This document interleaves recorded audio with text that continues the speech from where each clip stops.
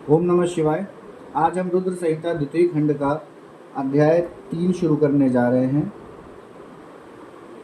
कामदेव के नामों का निर्देश, उसका रति के साथ विवाह तथा कुमारी संध्या का चरित्र, वशिष्ठ मुनि का चंद्रभाग पर्वत पर उसको तपस्या की विधि बताना। ब्रह्मा जी कहते हैं, मुने, तदंतर मेरे अभिप्राय को जानने वाले मरीचि आदि मेरे पुत्र सभी मुनियों ने उस पुरुष का उचित नाम रखा। दक्ष आदि प्रजापतियों ने उसका मुख देखते ही परोक्ष के भी सारे वृतांत जानकर उसे रहने के लिए स्थान और पत्नी प्रदान की। मेरे पुत्र मरीचि आदि द्विजों ने उस पुरुष के नाम निश्चित करके उससे यह यतियुक्त बात कही। ऋषि बोले, तुम जन्म लेते ही हमारे मन को भी मथने लगे हो, इसलिए लोक में मनमथ नाम से विख्यात होगे। मनोभाव तीनों लोकों में तुम इच्छा अनुसार रूप धारण करने वाले हो। तुम्हारे समान सुंदर दूसरा कोई नहीं है। अतः काम रूप होने के कारण तुम काम नाम से भी विख्यात हो। लोगों को मदमत बना देने के कारण तुम्हारा एक नाम मदन होगा। तुम बड़े दर्प से उत्पन्न हुए हो, इसलिए दर्पक कहलाओगे, और संदर्प होने के कारण ही जगत में कंदर्प नाम से भी तुम्हारी ख्याति होगी। समस्त देवताओं का सम्मिलित बल पराक्रम भी तुम्हारे समान नहीं होगा। अतः सभी स्थानों पर तुम्हारा अधिकार होगा और तुम सर्वव्यापी होगे। जो आदि प्रजापति है, वे ही ये पुरुषों में श्रेष्ठ दक्ष तुम्हारी इच्छा के अनुरूप पत्नी स्वयं देंगे। वह तुम्हारी कामिनी, तुमसे अनुराग रखने वाली होगी। ब्रह्मा जी ने कहा, मुने, तदंतर मैं वहाँ से अदृश्य हो गया।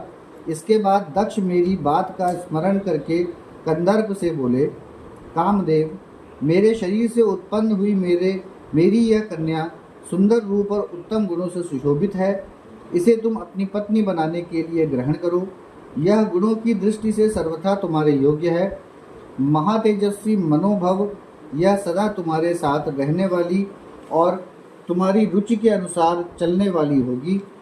धर्मतः यह सदा तुम्हारे अधीन रहेगी। ऐसा कहकर दक्ष ने अपने शरीर के पसीने से प्रकट हुई उस कन्या का नाम रति रखकर उसे अपने आगे बैठाया और कंदर्प को संकल्प पूर्वक सौंप दिया। नारद, दक्ष की वह पुत्री रति बड़ी रमणीय और मुनियों के मन को भी मोह लेने वाली थी। उसके साथ विवाह करके कामदेव को भी बड़ी प्रसन्नता हुई। अपनी रति नामक सुंदरी स्त्री को देखकर उसके हाव भाव आदि से अनुरंजित हो कामदेव मोहित हो गया। तात, उस समय बड़ा भारी उत्सव होने लगा, जो सबके सुख को बढ़ाने वाला था। प्रजापति दक्ष इस बात को सोचकर बड़े प्रसन्न थे कि मेरी पुत्री इस विवाह से सुखी है। कामदेव को भी बड़ा सुख मिला, उसके सारे दुख दूर हो गए। दक्ष कन्या रति भी कामदेव को पाकर बहुत प्रसन्न हुई। जैसे संध्या काल में मनोहारिणी विंदुनमाला के साथ मेघ शोभा पाता है, उसी प्रकार रति के साथ प्रिय वचन बोलने वाला कामदेव बड़ी शोभा पा रहा था। इस प्रकार रति के प्रति भारी मोह से युक्त रतिपति कामदेव ने उसे उसी तरह अपने हृदय के सिंहासन पर बिठाया, जैसे योगी पुरुष योग विद्या को हृदय में धारण करता है। इसी प्रकार पूर्ण चंद्रमुखी रति भी उस श्रेष्ठ पति को पाकर उसी तरह सुशोभित हुई, जैसे श्री हरि को पाकर पूर्ण चंद्रनाना लक्ष्मी शोभा पाती हैं। सूत जी कहते हैं, ब्रह्मा जी का यह कथन सुनकर मुनि श्रेष्ठ नारद मन ही मन बड़े प्रसन्न हुए और भगवान शंकर का स्मरण करके हर्षपूर्वक बोले, महाभाग विष्णु शिष्य महामते विधाता, आपने चंद्रमौली शिव की यह अद्भुत लीला कही है। अब मैं यह जानना चाहता हूँ कि विवाह के पश्चात जब कामदेव प्रसन्नता पूर्वक अपने स्थान को चला गया, दक्ष भी अपने घर को पधारे तथा आप और आपके मानस पुत्र भी अपने अपने धाम को चले गए, तब पितरों को उत्पन्न करने वाली ब्रह्म कुमारी संध्या कहाँ गई? उसने क्या किया और किस पुरुष के साथ उसका विवाह हुआ? संध्या का यह सब चरित्र विशेष रूप से बताइए। ब्रह्मा जी ने कहा, मुने, संध्या का वह सारा शुभ चरित्र सुनो जिसे सुनकर समस्त कामनियों कामनियाँ सदा के लिए सती साध्वी हो सकती हैं। वह संध्या जो पहले मेरी मानस पुत्री थी, तपस्या करके शरीर को त्याग कर मुनि श्रेष्ठ मेघातिथि की बुद्धिमती पुत्री होकर अरुंधति के नाम से विख्यात हुई। उत्तम व्रत का पालन करके उस देवी ने ब्रह्मा, विष्णु और महेश्वर के कहने से श्रेष्ठ व्रतधारी महात्मा वशिष्ठ को अपना पति चुना। वह सौम्य स्वरूप वाली देवी सबकी वंदनीय और पूजनीय श्रेष्ठ पतिव्रता के रूप में विख्यात हुई।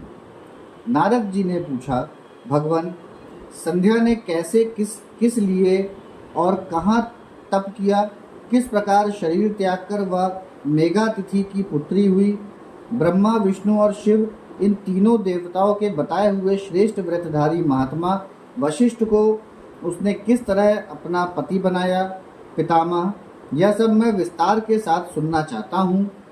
अरुंधति के इस कौतूहलपूर्ण चरित्र का आप यथार्थ रूप से वर्णन कीजिए। ब्रह्मा जी ने कहा, मुने, संध्या के मन में एक बार सकाम भाव आ गया था, इसलिए उस साध्वी ने यह निश्चय किया कि वैदिक मार्ग के अनुसार मैं अग्नि में अपने इस शरीर की आहुति दे दूंगी। आज से इस भूतल पर कोई भी देहधारी उत्पन्न होते ही काम भाव से युक्त न हो, इसके लिए मैं कठोर तपस्या करके मर्यादा स्थापित करूंगी।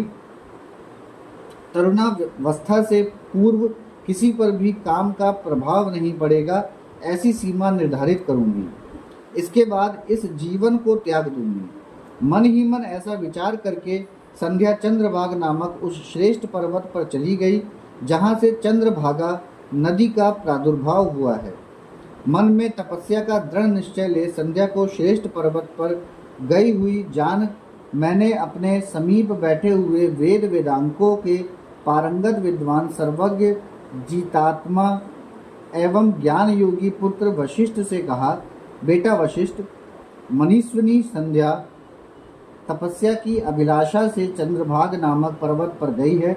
तुम जाओ और उसके विधि पूर्वक दीक्षा दो। तात, वह तपस्या के भाव को नहीं जानती है, इसलिए जिस तरह तुम्हारे यथोचित उपदेश से उसे अभीष्ट लक्ष्य की प्राप्ति हो सके, वैसा प्रयत्न करो। नारद, मैंने दयापूर्वक जब वशिष्ठ को इस प्रकार आज्ञा दी, तब वे जो आज्ञा कहकर एक तेजस्वी ब्रह्मचारी के रूप में संध्या के पास गए।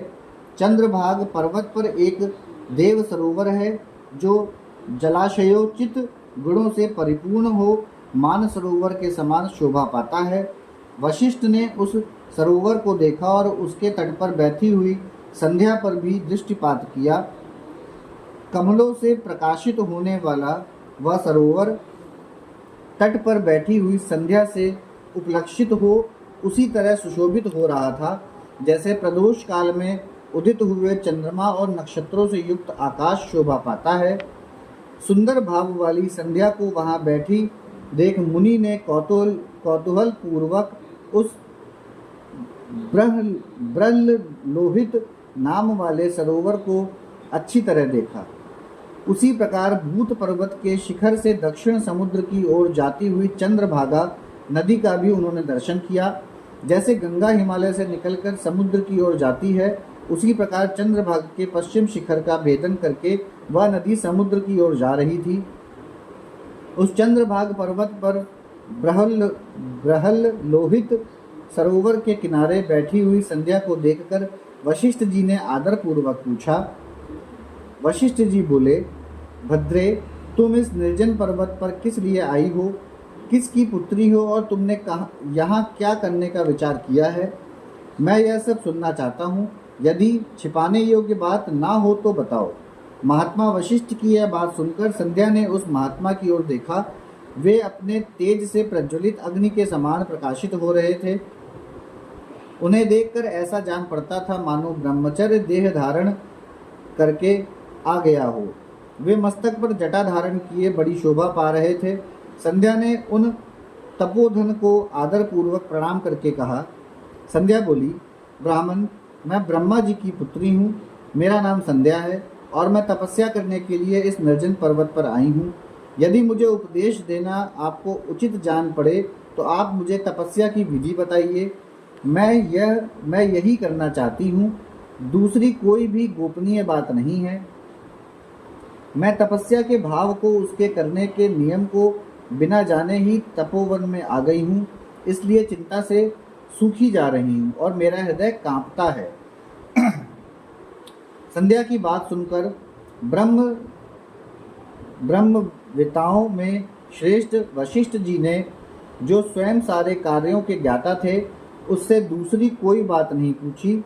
वह मन ही मन तपस्या का निश्चय कर चुकी थी और उसके लिए अत्यंत उद्यमशील थी। उस समय वशिष्ठ ने मन से भक्तवत्सल भगवान शंकर का स्मरण करके इस प्रकार कहा।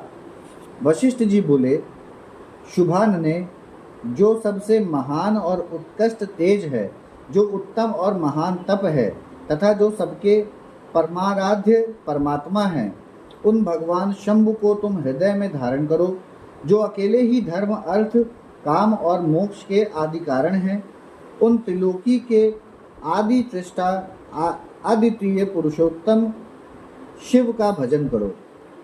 आगे बताए जाने वाले मंत्र से देवेश्वर शंभु की आराधना करो, उससे तुम्हें सब कुछ मिल जाएगा, इसमें संशय नहीं है। ओम नमः शंकराय ओम। इस मंत्र का निरंतर जप करते हुए मौन तपस्या आरंभ करो और जो मैं नियम बताता हूँ उन्हें सुनो। तुम्हें मौन रहकर ही स्नान करना होगा। मौन लंबन पूर्वक ही महादेव जी की पूजा करनी होगी। प्रथम 2 बार छठे समय में तुम केवल जल का पूर्ण आहार कर सकती हो। जब तीसरी बार छठा समय आए तब केवल उपवास किया करो। इस तरह तपस्या की समाप्ति तक छठे काल में जलाहार एवं उपवास की क्रिया होती रहेगी। देवी, इस प्रकार की जाने वाली मौन तपस्या ब्रह्मचर्य का फल देने वाली तथा संपूर्ण अभीष्ट मनोरथों को पूर्ण करने वाली होती है। यह सत्य है, इसमें संशय नहीं है। अपने चित्त में ऐसा शुभ उद्देश्य लेकर इच्छानुसार शंकर जी का चिंतन करो। वे प्रसन्न होने पर तुम्हें अवश्य ही अभीष्ट फल प्रदान करेंगे। इस तरह संध्या को तपस्या करने की विधि का उपदेश दे मुनिवर वशिष्ठ यथोचित रूप से उससे विदा ले वहीं अंतर्ध्यान हो गए। यहाँ हमारा अध्याय 3 और 4 समाप्त होता है। ओम नमः शिवाय।